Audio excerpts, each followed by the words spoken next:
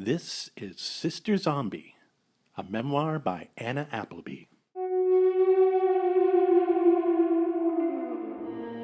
This podcast is performed by Angie Morency, written and produced by Harold Brody.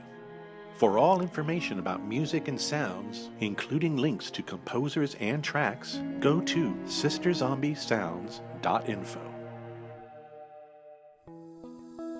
When we last left our story, Anna's plan to win James over backfired spectacularly. Mortified, she had fled the school.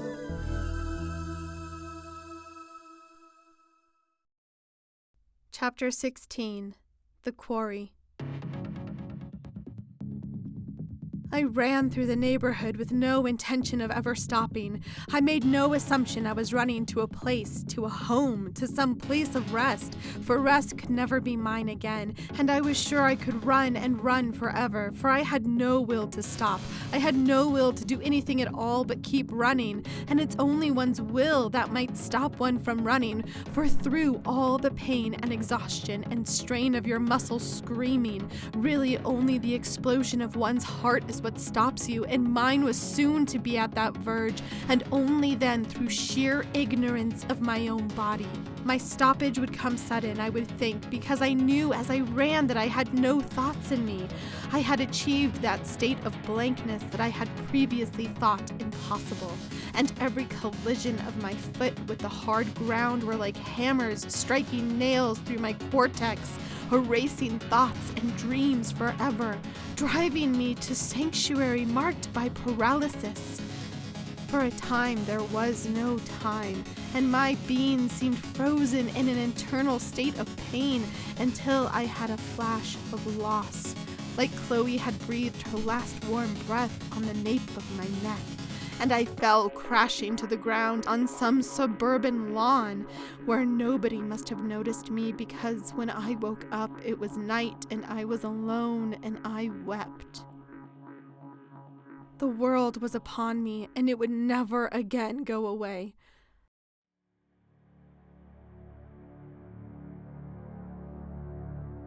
To be a fool, one must have context, but I was sure I had none. Yet I knew a few things which haunted me like air. My Chloe had left me because I had pushed her away. I was deep into reconstructing the events on that rock face, but no matter how I would ever try, I could never deny how I felt in that fateful moment. My thoughts alone could have separated Chloe from her high perch, but in my case, my thoughts drove my foot and forced me to confront something very deep within me.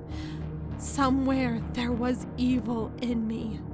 Evil of the sort that has no name, no definable shape, no boundary or cage, no reason but to be.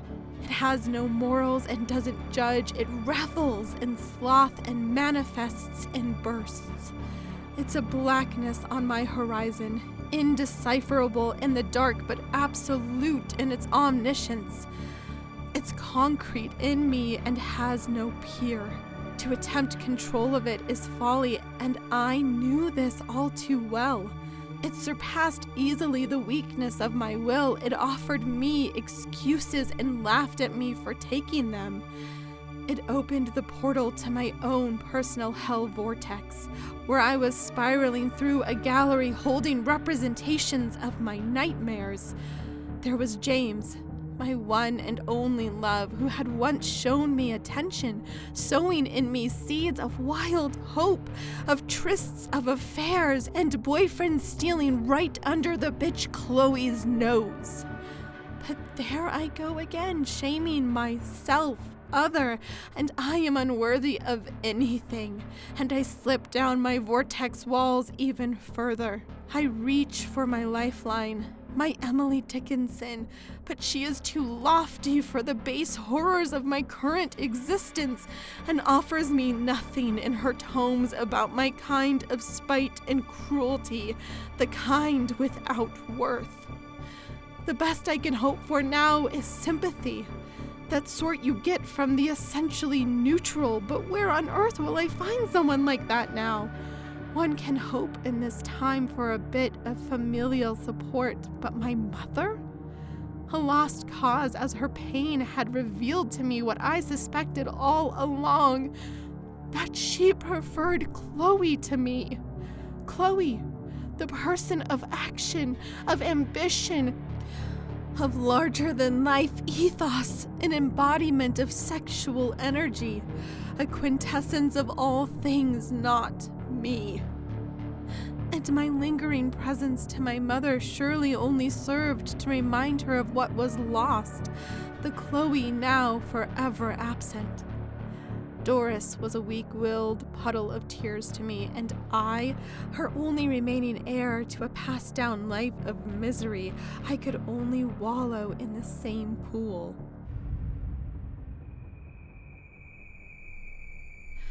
I picked myself up in that darkness, in the oppressive humidity of a broken suburban night, where the muted strains of the content and the ordinary flicker through streets strange with compromise. Was this my fate, to float here amongst the vague, an outcast amongst the cliques, a monster in a sea of monsters somehow different and not alive? Could I shrink myself ever more, approximating further smallness in every breath, until I could hide myself, transparent yet opaque, rotten yet retaining flesh, sick yet living on, hurting throughout the years? What hope could possibly present itself to me? This was my plight, as I ran no longer but stumbled toward my one and only home, which was not home at all, merely a refuge from worse horrors between the lawns, the cars, the garages and strip malls, the school, the fields, the boundary hills, the settling of the continent drowning me in its scorn, drifting through the years toward a fatal indifference. If there was one cell in me that begged me not to die, now was the time for it to speak. I took a step, and speak it did. Stupidity was my motivation. Stupidity in every aspect of my stupid life. For here I was, a self-professed half-person, beholden to a paradigm where I was whole only by halves, and half of me was dead, murdered by my own half-will. If that's not stupid, I don't know what is. And it was this epiphany of unforetold self-awareness that gave vision to the murky dim of my receding existence. Everything flashed out before me, from my prenatal shared goo to my present-day hollow beckoning. All of it coalesced and screamed a name. Chloe. I would not surrender her. I could not surrender her. She was my salvation and my escape. For when once she had imprisoned me, now she would set me free. It was goddamned biology, and it had been there all along. God, I was stupid. For if my studies and my emotions had failed me in my pursuit of the Apollo James, surely the darker gods, your Erebus and your Hecate, your unnamed pantheonic slaves to the black creeds, surely those snubbed genii might come to my aid. For wasn't it they who had carved my fate on that rock face, dooming me to my present plight? Those bastards owed me, and it was my time to cash in. My stumbling thus became purposeful, no lesser in ungainliness, but driven now by a resolute spur, digging into my brain like parasitic wonderment as I lurched toward home in the night. I barged through the front door, a first for me. I had hoped to startle Doris wherever she was, cowering from nothing in the blackness of the heavy house. I wasted no time heading up the stairs, gripped by a fervor I could feel in my face, all twisted and contorted. I made a beeline for Chloe's vacated bedroom, for it was time to erase the past and start all anew. Once inside that room, standing and pausing there for a moment in the dark, taking in the accessories of a once exultant cheerleader's life, hearing her voice, her laughter, her mocking never gentle, her ecstasy never discreet, I burst into a frenzy befitting our combined histories and proceeded to trash the place. I cleared entire shelves of pictures, beauty products, magazines, inane trinkets and baubles that spelled out her blissfully vacuous ex-life with such tawdry familiarity that I had no idea what they signified to begin with. All these things had earned this treatment, this violence, this surplus of my spite. It took only moments to do the most serious damage, and only a moment after that for Doris to enter the room in a panic. "Stop!" she screamed, perhaps with the most energy she had experienced since her discovery of Chloe's death. For this she should surely thank me. She added pathetically, "You can't do this to your sister!" She then made the very foolish error of trying to restrain me physically, approaching me and trying to slow my flailing arms as they beat and swept away everything in their path. Once I felt her upon me, I instantly turned toward her, and with a rage not completely unknown to me, I grabbed her own arms and bent them back, and heaved them like twigs to the floor, her body dutifully following. Doris's torso hit it with a thud, and she looked up at me, fearful and shocked. Now it was time for me to scream. "Don't you get it? I'm nobody! Nobody!"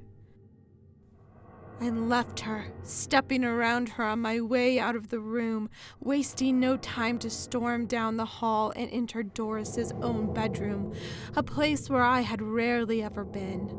I began to thrash about her belongings as well, but this time with a distinct purpose and fully expecting Doris to be upon me again, though hoping she had learned her lesson from our just completed altercation. Obediently, Doris obliged, standing then slightly silhouetted in the doorway to the room, watching me, keeping her distance out of respect and fear, which read in her voice as she trembled. "What are you doing?"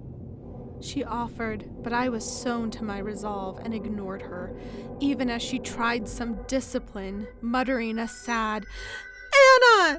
But by then I had found my mark, her car keys. I pitched back toward the doorway to where Doris stood, my movement indicating clearly my fortitude, and Doris cowered and melted away before I was halfway through a threatening whisper. "Move."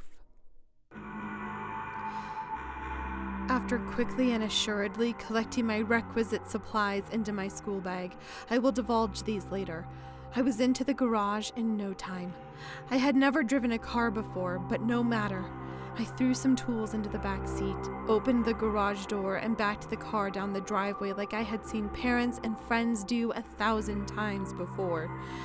I would not care for traffic, pedestrians, or other impediments on my journey that night, for the world mattered not to me at that moment.